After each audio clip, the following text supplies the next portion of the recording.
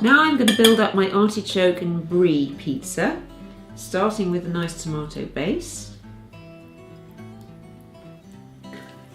Adding a few hints of red onion, just that savoury kind of twist there. And then alternating beautiful char-grilled artichokes with slices of lovely French brie.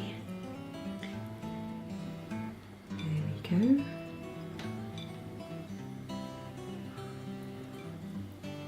One in the middle for luck, and finally a few sprigs of sage from the garden. This is a really nice aromatic woody kind of herb and adds some depth.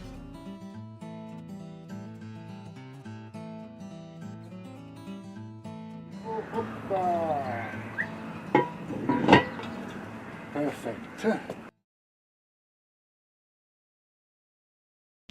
We're going to put it this time on the lid of the Dutch oven. There is a difference between the metal and the ceramic. The metal releases the heat quicker and really bakes the pizza better. Wow, beautiful. A little shot, a little view from underneath, baked.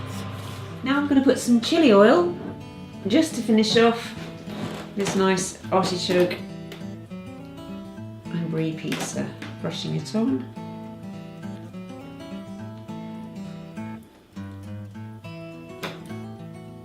That's going to be something else.